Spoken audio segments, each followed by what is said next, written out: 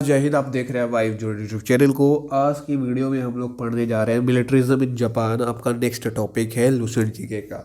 तो यह जो टॉपिक है आज हम लोग डिटेल से समझेंगे। आपके बुक में जो मिलिट्रिज्म इन जापान है टोटल मात्र उसके 5 पॉइंट्स दिए गए हैं, वो भी बहुत छोटे। लेकिन ये जो मिलिट्रिज्म इन जापान है ये तो बाद की कहानी है। उससे पहले क्या हुआ, ये मिलिट्रिज्म इन जापान जो है, जापान में ये जो सैनिक वगैरह है उसकी पावर कैसे आई, मतलब वो इतना ज़्यादा पावरफुल कैसे बन गया मिलिट्री, उसके पीछे कारण क्या थी, सारी चीज़ें समझना भी ज़रूरी है, वजह जानना ज़रूरी है। तो चलिए आज वजह पहले जानेंगे। सबसे पहले आज हम लोग पढ़ने जा रहे हैं राइज ऑफ जापान। जापान इतना ज़्यादा राइज कैसे करता है, उसके बाद हम लोग समझेंगे rise of militarism in Japan. Japan में मिलिट्री कैसे राइज करती है तो वो बाद में पढ़ेंगे। बुक में जो दिया गया है वो बाद में पढ़ेंगे। पहले हम लोग जापान कैसे डेवलप करता है वो देखते हैं। तो चूंकि आपको भी पता होगा जापान का लोकेशन पहले देख लेते हैं कहाँ पर है। तो ये प्यारा वर्ल्ड है अपना, और ये हमारा इंडिया आपको दिख रहा होगा, छोटा सा दिख रहा है। और इंडिया के जस्ट बगल में चाइना पड़ता है, और चाइना के जस्ट बगल में कोरिया एंड जापान पड़ता है। देखिए ये चाइना है, ये चाइना है, और ये साउथ कोरिया, ये रहा जापान। तो जापान आप देखेंगे तो चारों तरफ से, ये पहले द्वीपों का बहुत सारा इसका द्वीप से मिलकर के जापान बना है, और ये चारों तरफ से पानी से घिरा हुआ है। आप देख सकते हैं ये जो पतला सा दिख रहा होगा ये सारा का सारा क्या है, ये सारा का सारा आपका जापानी तो है। तो यहाँ पर ये जापान जब फर्स्ट वर्ल्ड वार में जापान इन्वॉल्व था, आप जानते हैं ये एलाइज पावर की तरफ से लड़ रहा था। एलाइज पावर में ये ब्रिटेन का साथ दे रहा था। तो ये जापान जो है फर्स्ट वर्ल्ड वार जैसे ही ख़त्म होता है, आप लोगों को भी पता होगा एलाइज पावर जीत जाती है, सेंट्रल पावर हार जाती है। ठीक है, एलाइज पावर जीत जाती है, सेंट्रल पावर हार जाती है। तो एलाइज पावर की तरफ से ये लड़ रहा था, तो अल्टीमेटली जापान की भी जीत हुई। ये भी जीता ना, क्योंकि एलाइज पावर ही जीत गया, इसका टीम जीत गया, तो ये भी जीत गया। तो जापान एक छुपा रुस्तम की तरह काम कर रहा था। जब फर्स्ट वर्ल्ड वार में एलाइज पावर की जीत हुई तो सबसे ज़्यादा फ़ायदा उठाने वाला जो देश था वो जापान था, और इसने इतना फ़ायदा उठाया कि इसका जो इकोनॉमी था एकदम बूस्टअप हो गया, एकदम ये इंडस्ट्रियलाइजेशन की तरफ बढ़ चला। इतना ज़्यादा इन्होंने डेवलपमेंट करा कि सब देखते रह गए। खास करके यूके वाले, यूएसए वाले, सबसे ज़्यादा डेवलप ये हो गया। फर्स्ट वर्ल्ड वार का अगर सबसे ज़्यादा फ़ायदा जिसने उठाया है वो जापान ही था। जापान के पास एडवांटेजेस भी थी। सबसे पहले तो आप देखिए जापान जो है एशिया में पड़ता है, आप लोगों को भी पता होगा। और फर्स्ट वर्ल्ड वार में जितनी भी अदर कंट्रीज थी जो लड़ रही थी फर्स्ट वर्ल्ड वार में, वो यूरोप में पड़ती है। आप इमेजिन करो, just for example, UK Europe में पड़ता है, जर्मनी यूरोप में पड़ता है, फ्रांस यूरोप में पड़ता है, इटली यूरोप में पड़ता है, बाकी रसिया का आधा पार्ट यूरोप में पड़ता है। ठीक है, तो ज़्यादातर कंट्रीज फर्स्ट वर्ल्ड वार की जो थी यूरोप वाली थी, और बेचारा ये एक अकेले जापान जो था एशिया का था। तो इसका लोकेशन बहुत ही दूर था, तो इसको ज़्यादा लोग इस पर अटैक नहीं करे, ज़्यादा कंट्रीज इस पर, सेंट्रल पावर वाली कंट्रीज इस पर अटैक नहीं करी, और ज़्यादा इसको क्षति भी नहीं हुआ। ठीक है, और ये साथ दे रहा था यूएसए एंड ब्रिटेन का, तो इसकी ज़्यादा मिलिट्री, थोड़ी बहुत मिलिट्री को नुकसान हुआ होगा, लेकिन बहुत ज़्यादा नुकसान नहीं हुआ था। आप समझिए इसको फ़ायदा किस तरीके से होता है। देखिए फर्स्ट वर्ल्ड वार जब लड़ाई हुई ख़त्म हो गया तो एलाइज पावर जीत गई। एलाइज पावर जीतने के साथ जापान ने बहुत सारी चीज़ों को पे कब्जा करा। जापान ने चाइना पे जो जर्मनी की फैक्ट्रीज थी बड़ी बड़ी, उस पर जापान ने कब्जा कर लिया, क्योंकि जर्मनी जो था सेंट्रल पावर की तरफ से लड़ रहा था। ठीक है, और सेंट्रल पावर जो थी हार चुकी थी, तो ये हार गया था, तो इसका अब ये हार गया था तो ये कुछ कर नहीं सकता था। जापान ने इस मौके का फ़ायदा उठाया, जर्मनी की जितनी भी फैक्ट्रीज वगैरह थी, इंडस्ट्रीज वगैरह चाइना में थी, सब पे कब्जा कर लिया जापान ने। ठीक है, क्योंकि अभी जर्मनी के पास पावर नहीं है ना, यहाँ पर ये जापान कब्जा भी करेगा तो जर्मनी वाले क्या उखाड़ लेंगे, कुछ नहीं। तो ये बहुत ज़्यादा फ़ायदा किया जापान को ग्रो करने में, जापान को इंडस्ट्रियलाइजेशन करने में। तो जापान में इंडस्ट्रीज़ वगैरह धीरे धीरे जो इकोनॉमी थी ठीक होने लगी, सुधरने लगी, पहले के मुकाबले इंडस्ट्रीज़ वगैरह थोड़े से आने लगे। और वहाँ पे एक चीज़ और नोटिस करिएगा, यूरोप जो था जब फर्स्ट वर्ल्ड लड़ाई कर रहा था तो यूरोप बिजी था फर्स्ट वर्ल्ड वार की लड़ाई में, और यूरोप में सबसे ज़्यादा नुकसान हुआ था। यूरोप के देशों में सबसे ज़्यादा नुकसान हुआ था। इंग्लैंड को काफ़ी ज़्यादा नुकसान हुआ था फर्स्ट वर्ल्ड वार में, जर्मनी को काफ़ी ज़्यादा नुकसान हुआ था फर्स्ट वर्ल्ड वार में, अमेरिका को काफ़ी ज़्यादा नुकसान हुआ था फर्स्ट वर्ल्ड वार में। सबकी इकोनॉमी ख़राब हो चुकी थी। तो सभी जो यूरोप के देश थे बहुत ज़्यादा पहले डेवलप हुआ करते थे, लेकिन फर्स्ट वर्ल्ड वार के कारण इनकी इकोनॉमी ख़राब हो गई। तो यूरोप में ये जो एक्सपोर्ट का जो सिस्टम था, यूरोप बहुत ही ज़्यादा डेवलप कंट्री था, तो वहाँ पे एक्सपोर्ट वगैरह थ्रू आउट द वर्ल्ड उनके सामान बिकते थे यूरोप के देश के। खास करके इंग्लैंड के सारे सामान हमारे इंडिया में भी बिकते थे, सारी जगह बिकते थे। लेकिन फर्स्ट वर्ल्ड वॉर के दौरान यूरोप के सारी कंट्रीज इकोनॉमिक डिप्रेशन से जूझ रहे थे, तो इसको एक रास्ता मिल गया, क्योंकि जापान का जो कंपटीटर था, एशिया का जो कंपटीटर था वो यूरोप था, और यूरोप के मुकाबले एशिया का कोई मतलब कंपटीशन ही नहीं है। यूरोप काफ़ी ज़्यादा डेवलप था उस टाइम पे। जस्ट इमेजिन, इंडिया डेवलप था या फिर आपका इंग्लैंड। आप बोलेंगे उस टाइम पे इंग्लैंड डेवलप था, आज भी इंग्लैंड ही डेवलप है इंडिया से। तो एशिया से ज़्यादा डेवलप था यूरोप। अभी यूरोप जो है फर्स्ट वर्ल्ड वार के बाद उनकी जो कंडीशन है बहुत ख़राब हो गई, इकोनॉमी वगैरह बहुत ख़राब हो गई, लड़ाई में बहुत ज़्यादा नुकसान हुआ था सबका। लेकिन जापान का कुछ नुकसान नहीं हुआ था, थोड़े बहुत इसके आर्मी वगैरह बनाई थी। जापान को एक मतलब बोले ओपन मार्केट मिल गया, और इसका जो कंपटीटर था यूरोप, इंग्लैंड, वो सारे मार्केट से हट गए। अभी बिजनेस करते होंगे तो जो बिजनेसमैन होते होंगे तो दो कंपटीटर हो गए। अगर आपका कंपटीटर मार्केट से हट जाए तो आप अकेला रहेंगे, अब आपका ही सामान पूरे मार्केट में बिकेगा। तो ठीक जापान का वही हुआ, इसमें इसके कंपटीटर हट गए तो जापान को ग्रो करने के लिए एक ओपन मार्केट मिल गया, और ये बहुत ज़्यादा ग्रो करता है जब तक यूरोप वाले देश रिकवरी न कर ले, जब तक यूरोप वाले देश फिर से अपना मार्केट जो है एस्टेब्लिश न कर ले, तब तक इसके पास पूरा रास्ता था, पूरा मौका था। इस मौके पर चौका ये मारता है, पूरा अपने जापान को डेवलप करता है। इसमें औद्योगिकीकरण जो है, इंडस्ट्रियलाइजेशन बहुत ज़्यादा हो जाता है, और यही इसको फ़ायदा किया जापान को। जापान में एक्सपोर्ट वगैरह बढ़ गई थी, क्योंकि एट द एंड आपको भी पता है पूरी दुनिया में नीड होती है, और पूरी दुनिया को सप्लाई करने लगा इसका कंट्री। पूरी दुनिया में सप्लाई करेगा तो इनको तो मुनाफा होगा ही एट द एंड, ठीक है। क्योंकि यूरोप मार्केट से हट गया था, यूरोप अभी दुनिया की नीड को फुलफिल नहीं कर रहा था। फुलफिल कौन कर रहा था? जापान कर रहा था। तो इसकी मार्केट तो बढ़ेगी ना यार, दुनिया को बेच रहा है तो ऑटोमेटिकली इनका इकोनॉमी राइज करेगा। दुनिया का कहने का मतलब ये नहीं है कि पूरी दुनिया को ये संभाला था अकेले छोटा जापान। मतलब ये अपना एक्सपोर्ट इंटरनेशनली कर रहा था, कुछ देशों में भेज रहा था, सारे देशों में नहीं, कुछ देशों में अपना सामान बेच बेच के अपना देश को आगे बढ़ा रहा था। तो ये कह करके समझते हैं जापान में उस समय पे वेपन्स टेक्नोलॉजी बहुत ज़्यादा बढ़ गई थी। जापान की वेपन टेक्नोलॉजी बड़ी अच्छी रहेगी तभी तो मिलिट्री अच्छा रहेगा ना।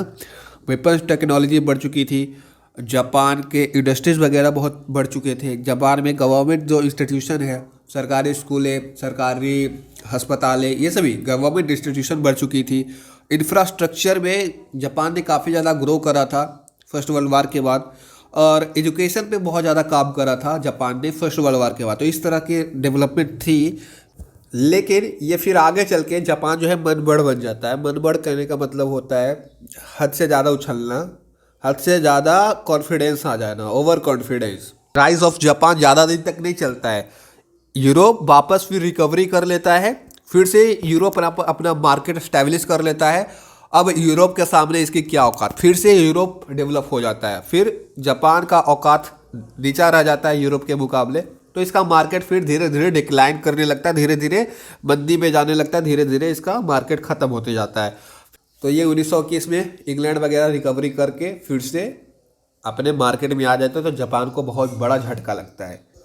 तो दो रीजन्स याद रखिएगा जापान के ग्रो होने के। इसने फर्स्ट वर्ल्ड वार के बाद जो जर्मनी का चाइना में जितनी भी रीजन्स थी, कॉन्सेशंस थी, उस पर कब्जा करा, और इससे इसको बहुत फ़ायदा हुआ। और इसका कॉम्पिटिटर जो यूरोप था, इंग्लैंड था, वो वर्ल्ड वार के दौरान उसका जो स्थिति तक ख़राब हो गया था, तो ये इसका मार्केट जो था ओपन था, इसने उसका फ़ायदा उठा के अपना ग्रो करा। दो पॉइंट्स मत याद रखिएगा। और जापान की जो मिलिट्री है ना, शुरुआत से ही बहुत ज़्यादा तगड़ी रही है। जापान ने, आप उम्मीद नहीं करेंगे, जापान जो है उतना बड़ा रसिया को अकेले हरा देता है।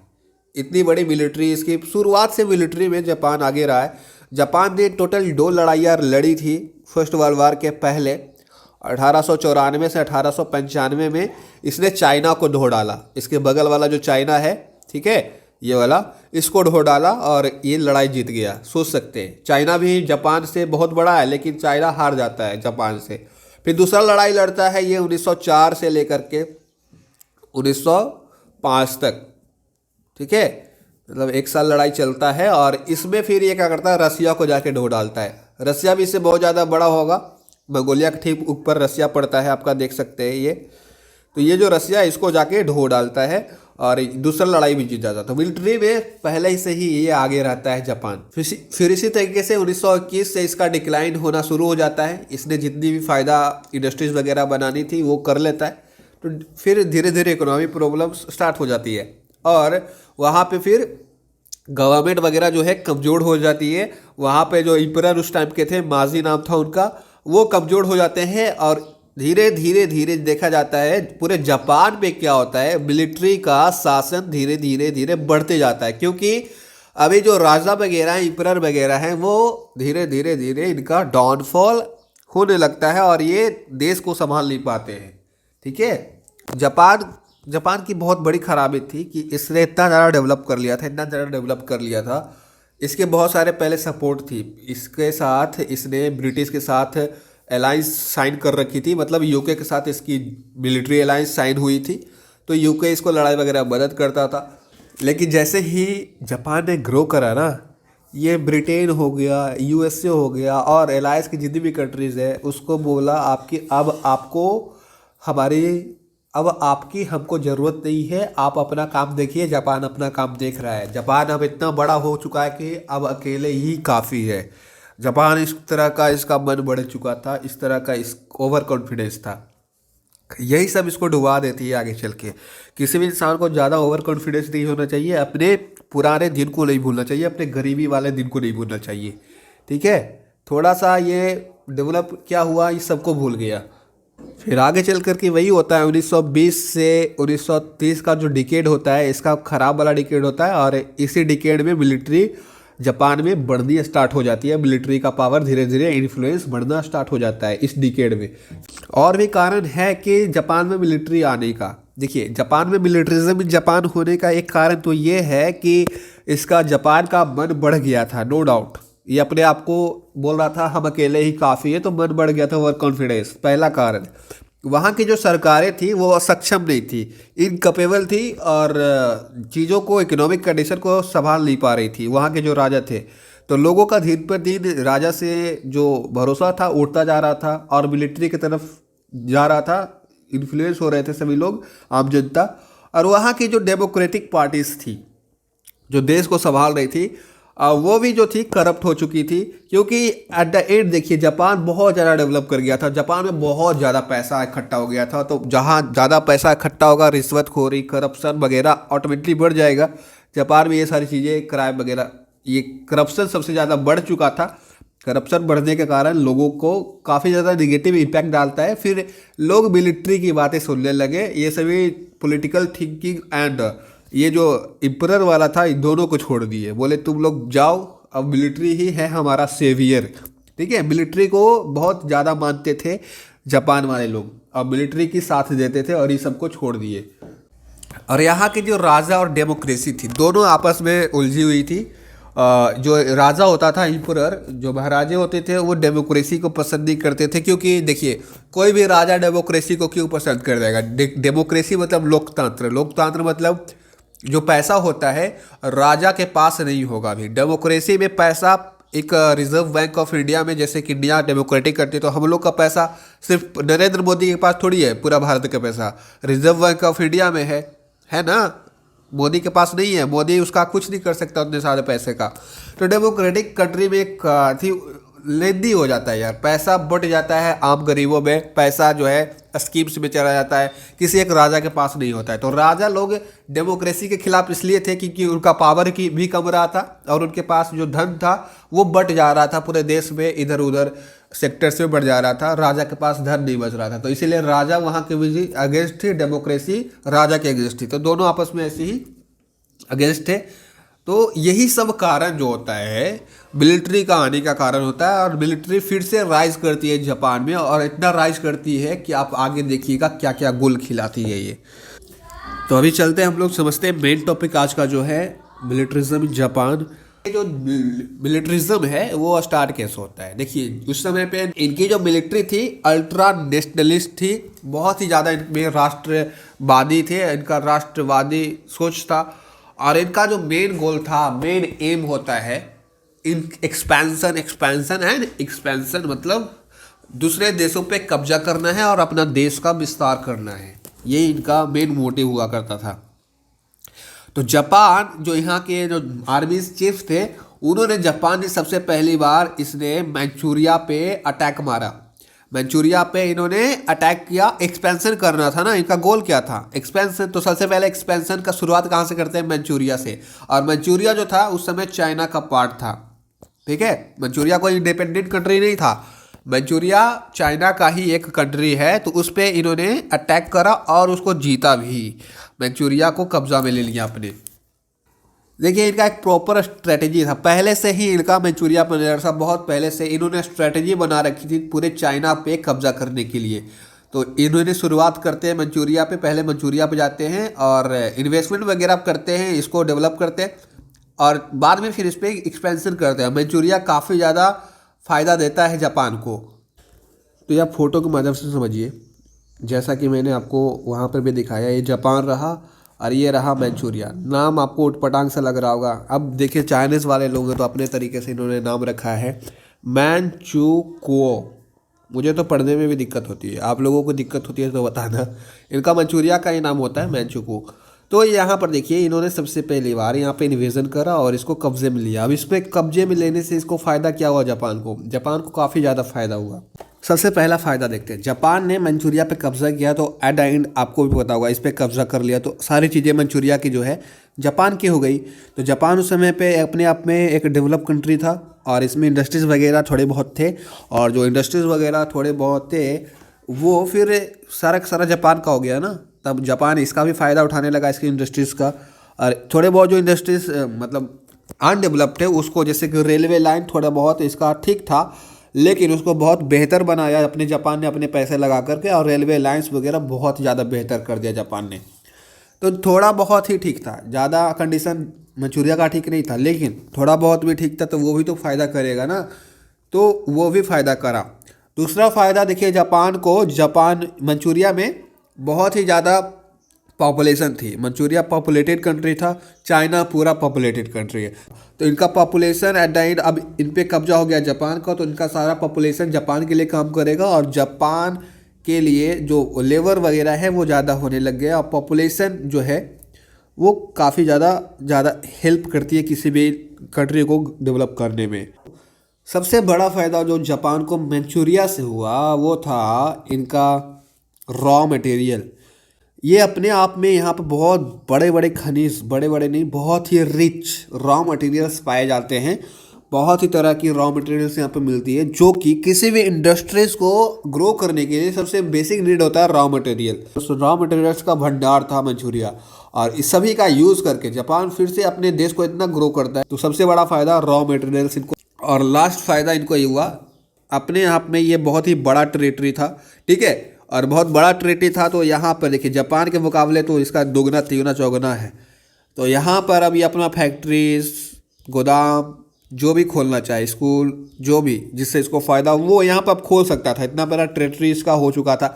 तो ये सारी चीज़ें फ़ायदा हुई मंचूरिया पे इन्वेजन करने का, और ये काफ़ी ज़्यादा था। तो ये 1931 से 1932 तक इसका ये इन्वेजन चलता है, ठीक है, 1 साल का तक चलता है। 1931 में इन्होंने इन्वेजन स्टार्ट करा था जापान वालों ने, और इन्वेजन जीत भी लिया, और चाइना की जो आर्मी इस तरह से लड़ रही थी उसको हरा भी दिया था। चाइना वर्सेस जापान में जापान की जीत होती है, इस पर इसका कब्जा हो जाता है। जब जापान ये जीत गया, मंचूरिया जीत गया, तो यहाँ पर एक राजा को बैठाता है जिसको बोलते हैं पुपेट किंग, पुपेट एम्परर। अभी पुपेट एम्परर क्या है, ठीक है, ये एक तरह से पुपेट स्टेट बन चुका था। पुपेट मतलब समझते क्या होता है? कठपुतली। तो जापान का ये कठपुतली बन चुका था मंचूरिया, और यहाँ पर एक पुपेट किंग बैठा दिया गया जो कि इसका देखभाल करता था। पुपेट किंग जो था चाइना का था, ठीक है, और ये चाइना का तो किंग था, तो चाइना वाले खुश थे कि मेरा किंग अभी यहाँ पर बैठा है, तो चाइना वाले खुश थे। लेकिन यहाँ का जो किंग था पुपेट किंग, वो कठपुतली था किसका? जापान का था एट द एंड, ठीक है। तो जापान को फ़ायदा होने लगा, यहाँ के सारे इंडस्ट्रीज़ वगैरह जो भी यहाँ पर कमाई होता था पूरा जापान में आता था, तो जापान को एट द एंड फ़ायदा होने लगा। जापान ने काफ़ी अच्छी स्ट्रेटजी अपनाई थी पुपेट किंग रख करके।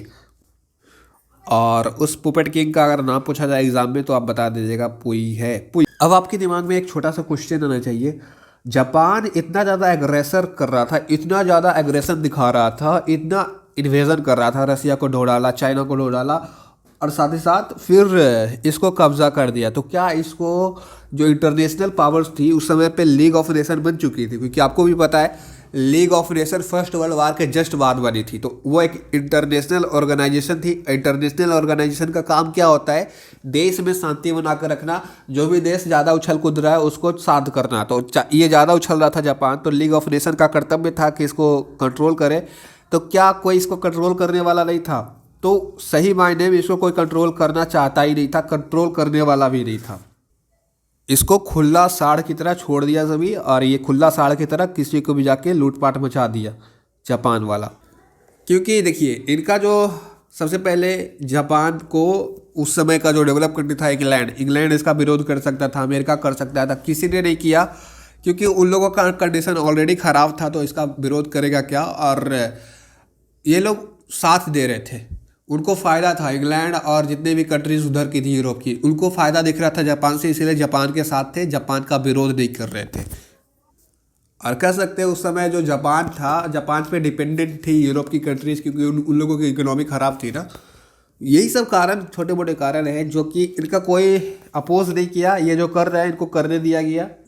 फिर आगे चल कर के क्या करता है, जापान को जब लीग ऑफ नेशन की तरफ से प्रेशर आने लगता है, बोला जाता है कि तुम ऐसा क्यों कर रहे हो, तुमको ये सारी चीज़ें एग्रेशन नहीं दिखाना चाहिए, बाकी कंट्रीज़ को ऐसे नहीं करना चाहिए, पूरा चाइना का जीतने का जो सपना है वो तुमको भूलना पड़ेगा, लीग ऑफ नेशन ऐसा कहने लगा इसको। तो ये जापान जो कहा हम लीग ऑफ नेशन के सदस्य हैं, अब हम नहीं है, अब लीग ऑफ नेशन ही छोड़ देता है। इसका मिलिट्री पावर जो यहाँ पर मिलिट्रिज्म इन जापान ऑलरेडी आ चुका है, सारी चीज़ें मिलिट्री ही कर रही है, ध्यान रखिएगा। तो मिलिट्रिज्म इन जापान में फिर ये जो है अलग हो जाता है, लीग ऑफ नेशन से छोड़ देता है, बोलता है मैं नहीं रह रहा है इसमें, और जितने भी एग्रीमेंट थी उसको कैंसिल कर देता है। इनकी एक एग्रीमेंट थी कि ये जो है लिमिटेड नेवी रखेंगे, जापान ने एक एग्रीमेंट करा था कि इनके पास लिमिटेड नेवी होगा, उसको एग्रीमेंट को तोड़ दिया तो ये अनलिमिटेड नेवी रखने लग जाता है।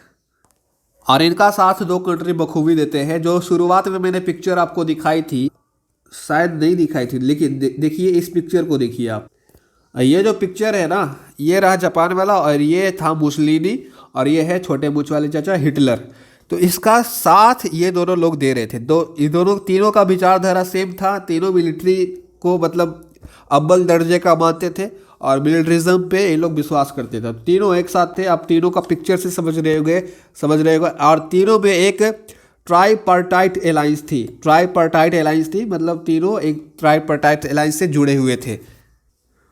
तो जापान का साथ इन दोनों का मिल रहा था, मुसलिनी, इटली का मुसलिनी, जर्मनी का ये हिटलर, बाकी कोई देश इसको सपोर्ट नहीं कर रहा था, इन दोनों का सपोर्ट इनको उस टाइम पे मिल रहा था।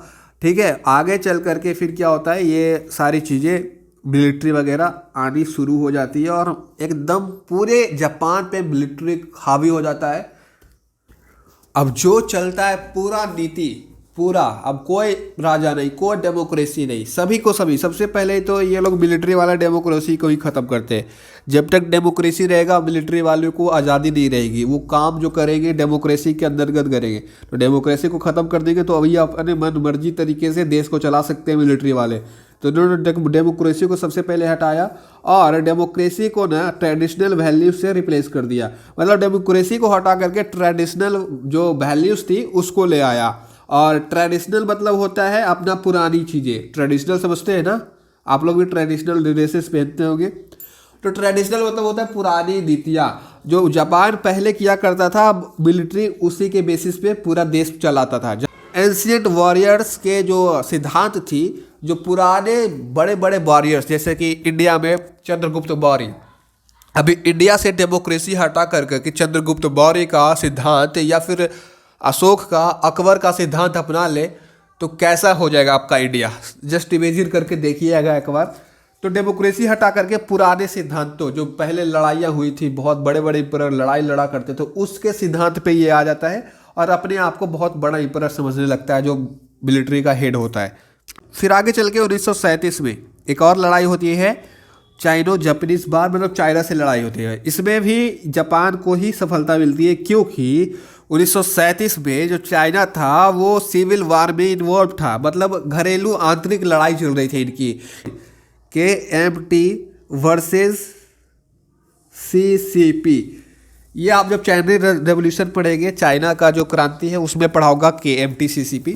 तो समझ लीजिए यहाँ पे कि उस समय चाइना जो था सिविल वार से गुजर रहा था, इनके आपस में लड़ाई चल रही थी अपने कंट्री में ही, KMT वर्सेस CCP लड़ रहा था। तो जापान को बहुत ज़्यादा फायदा हुआ। जापान को लगा कि ये तो बिजी है अपने में चाइना इधर अपने में लड़ रहा है, बिजी है, ये अच्छा फ़ायदा है चाइना पे अटैक करने का। चाइना पे अटैक कर देता है जापान, क्योंकि ये लोग बिजी था, अपने में लड़ रहा था। KMT CCP दो पार्टी थी चाइना की, लड़ रही थी। तो आप आई होप समझ गए होंगे मिलिट्री कैसे हावी होती है, कैसे देशों को हराती है। दो बार चाइना को हराती है और रसिया को कैसे हराती है। तो मिलिट्री का जो मिलिट्रिज्म है जापान में कैसे इतना हावी होता है आप समझ गए होंगे। उसके बाद की कहानी समझिए। जापान जो है फिर आगे चल करके सारी चीज़ें होती है इंडो चाइना वार के बाद। अब ये आगे चल करके सेकेंड वर्ल्ड वार में इन्वॉल्व हो जाता है। सेकेंड वर्ल्ड वार का टाइम भी आप लोग जानते ही होंगे कब से कब तक होता है। ये 1939 से आगे फिर 1945 तक चलता है सेकेंड वर्ल्ड वार। तो सेकेंड वर्ल्ड वार में चाइना भी इन्वॉल्व रहता है। तो सबसे पहले सेकेंड वर्ल्ड वार में ये इन्वॉल्व होता है। तो सबसे पहले ये अटैक करता है कहाँ पे, हवाई आइलैंड है। हवाई आइलैंड में एक है पर्ल हार्बर जगह नमक है, ठीक है, ये USA में पड़ता है। पर्ल हार्बर पे ये अटैक करता है। यहाँ पर मैं आपको दिखाने की कोशिश करूँगा पर्ल हार्बर कहाँ पे एग्जैक्टली। तो ये हवाई आइलैंड देखिए आपने है, ये हवाई आइलैंड जो है नॉर्थ पैसिफिक ओशियन पड़ता है और इधर है आपका USA, ठीक है, USA के जस्ट बगल में है। आप गूगल अपने मैप पे देखिएगा तो ये हवाई आइलैंड में एक जगह है पर्ल हार्बर। देखिए हम लोग सर्च करते हैं पर्ल हार्बर, एग्जैक्ट लोकेशन पे आपको ले जाएगा। ये देखिए पर्ल हार्बर जो है हवाई आइलैंड में ही एक छोटा सा जगह है। यहाँ पे जापान अटैक करता है और अटैक करके इसको कब्जे में ले लेता है। तो इससे गरमा जाता है USA, बोला कि अरे तुम मेरा पर्ल हार्बर लूट लिया, कैसे लूट लिया। USA तो उस समय पे डेवलप था ही, काउंटर अटैक करता है, ठीक है, इस पर बदला लेता है इसका हवाई आइलैंड का। ये रहा USA और ये रहा साउथ अमेरिका, इधर अफ्रीका, और ये आपका इंडिया, और ये रहा जापान। समझ सकते हैं। देखिए जापान, अभी मैप आप वर्ल्ड मैप समझेंगे तो जापान से आप समझेंगे कि ये जो पर्ल हार्बर है काफ़ी ज़्यादा दूर है। पहले इंडिया जाना पड़ेगा, फिर अफ्रीका, सऊदी अरेबिया, इस तरह से जाना पड़ेगा, यूरोप जाना पड़ेगा, उसके बाद नॉर्थ अमेरिका, उसके बाद इधर है। बिल्कुल भी नहीं, ये दुनिया गोल है भाई। देखो इसके लिए पर्ल हार्बर काफ़ी नज़दीक है जापान के लिए। ये इंडिया रहा अपना, इधर रहा आपका ये जापान, और इधर है इसका हवाई आइलैंड, इसके पिछुआ में पड़ता है हवाई आइलैंड। ये रहा आपका USA, ठीक है, ये जो आप देख रहे हैं हवाई आइलैंड। अब हवाई आइलैंड से ये जापान का दूरी काफ़ी ज़्यादा नज़दीक है। हवाई से इधर से आप यहाँ तक जाना है तो उधर से घूम के क्यों जाए, इधर से घूम के क्यों जाए, दुनिया गोल है ना, तो इसके पीछू से जाता है। तो सबसे पहले फर्स्ट वर्ल्ड वार में इस पर अटैक करता है हवाई आइलैंड के पर्ल हार्बर पे। तो इससे अमेरिका USA घुसा जाता है, क्योंकि उस पर अधिकार किसका था, USA का था, तो USA घुसाएगा ना। अब आते हैं बुक में। बुक में सारी चीज़ें जो मैंने पढ़ा दी वही सारी लिखी गई है। जैसे कि देखिए क्या क्या लिखा गया है बुक में। बुक में लिखा गया है कि लोग उस समय जापान कैसे ग्रो करता है, क्योंकि जापान ग्रो इसलिए करता है क्योंकि यूरोप वगैरह देश जो था उसको काफ़ी ज़्यादा नुकसान हुआ था फर्स्ट वर्ल्ड वार में। जापान को खुला मार्केट मिला और जापान ने ग्रो करा, वही सारी चीज़ें लिखी गई है। और उस समय मुसलिनी वगैरह का इसको साथ मिल रहा था, वही सारी देखिए मुसलिनी मार्च ऑन रोम, ये लास्ट वीडियो में हमने देख लिया था। मुसलिनी ने कैसे इटली को अपना फैसिज्म फैलाया और रोम में मार्च कैसे किया, पिछली वीडियो देख लीजिएगा। उसके बाद आगे देखिए इटली, जर्मनी, यूरोप के सारे देश जो थे प्रॉब्लम फेस कर रहे थे, और प्रॉब्लम फेस कर रहे थे, उनका इकोनॉमी वगैरह ख़राब हो गया था। यूरोप के सभी देश का इकोनॉमी ख़राब हो गया था। तो जापान के पास एक खुला मार्केट था ग्रो करने का। इन्होंने बहुत ज़्यादा ग्रो करा जापान ने, क्योंकि इसका कॉम्पिटिटर नहीं था उस समय पे। ये सारी चीज़ें डिस्कस कर ली थे ना। और उसके बाद मैंने बताया जो जापान के लोग थे कैसे फिर अपने जो राजा थे, एम्परर थे, और डेमोक्रेसी से इन लोगों का जो इन्फ्लुएंस था, इन लोगों का जो विश्वास था उठता गया। आम लोग इन लोगों से विश्वास नहीं करने लगे और आर्मी पे ज़्यादा इन्फ्लुएंस हो गया, आर्मी पे विश्वास करने लगे लोग, ठीक है। डेमोक्रेसी में करप्शन वगैरह होने लगे, राजा वगैरह इनकैपेबल था, लोगों को संभाल नहीं रहा था, प्रॉब्लम को ठीक नहीं कर रहा था। तो लोग जो थे जापान के मिलिट्री पे फोकस करने लगे, मिलिट्री का साथ देने लगे। उसके बाद 1930s के बाद 1931 में चाइना से लड़ता है, मार्चूरिया बोल दिया, मैंचूरिया पे ये कब्जा करता है। सारी कहानी हमने देख ली। अभी अभी हमने देखा पर्ल हार्बर पे सेकेंड वर्ल्ड वार जब स्टार्ट हुआ था तो इन्वॉल्व हो गया था जापान, और पर्ल हार्बर जो हवाई आइलैंड था यूएसए पे, उस पर इन्होंने 1941 में अटैक करा था। जो यूएसए था इसका पर्ल हार्बर पे अटैक करा था, तो यूएसए ने भी 2 लगातार बम, मतलब 2 बम इन्होंने अटैक करा, लगातार नहीं, 2 एटॉमिक बम इन्होंने अटैक करा जापान पे, जिससे जापान की पूरी स्थिति चरमरा गई और जापान का होश ठिकाने आ गया। बहुत उछल रहा था, बोला था अकेले काफ़ी है, अब अकेले भी काफ़ी नहीं है, पूरा स्थिति खराब कर देता है। यूएसए इतना ना मारता है कि फिर ये उठ के पानी नहीं पीने लायक रहता है। 2 एटॉमिक बम गिरा देता है। समझ रहे हैं एटॉमिक बम कितना खतरनाक होता है। उसके बाद सेकेंड वर्ल्ड वार के बारे में हम लोग डिटेल से पढ़ेंगे। अगला टॉपिक है हम लोगों का, लास्ट लाइन लिखा हुआ है कि ये फर्स्ट सेकेंड वर्ल्ड वार के बाद क्या हुआ था। तो सेकेंड वर्ल्ड वार के बाद जापान जो है फिर से डेमोक्रेसी पे बिलीव करता है, मिलिट्रिज्म को हटाता है, बोलता है मिलिट्री बड़ी ख़राब चीज़ है, बहुत लड़ाई मार धाड़ करती है, डेमोक्रेसी ही ठीक थी। तो जापान फिर से डेमोक्रेसी को अपनाता है और फिर रिकवरी करता है। जापान फिर से डेवलप करता है, और जापान जब डेवलप करता है तो 1900 के बाद, 1945 के बाद 2022 में जापान कितना ज़्यादा डेवलप है आप लोग भी जानते होंगे। बहुत बड़े बड़े जो कंपनीज हैं जापान में हैं, इंडिया से ज़्यादा डेवलप है। तो इस तरह से जापान फिर आगे डेवलप करता है और पावरफुल स्टेट बनता है, इकोनॉमिकली बहुत ज़्यादा डेवलप होता है। सेकेंड वर्ल्ड वार के बाद फिर से डेवलप होता है और डेमोक्रेसी के आधार पर इस बार हुआ है, मिलिट्री नहीं। तो इस तरह से उतार चढ़ाव जापान में आपने देखे। पहले डेमोक्रेसी था, फिर मिलिट्रिज्म जापान आता है, मिलिट्रिज्म सेकेंड वर्ल्ड वार के बाद खत्म हो जाता है, फिर डेमोक्रेसी आता है जापान में, फिर से जापान ग्रो करता है। इस तरह से जापान की कहानी थी। सेकेंड वर्ल्ड वार अगली वीडियो में देखेंगे। आई होप समझ गए होंगे आज का लेक्चर। आप लोग हमसे टेलीग्राम और इंस्टाग्राम के माध्यम से डाउट्स पूछ सकते हैं, लिंक डिस्क्रिप्शन में है। मिलते हैं अगले वीडियो में। Thank you for watching my video. जय हिंद।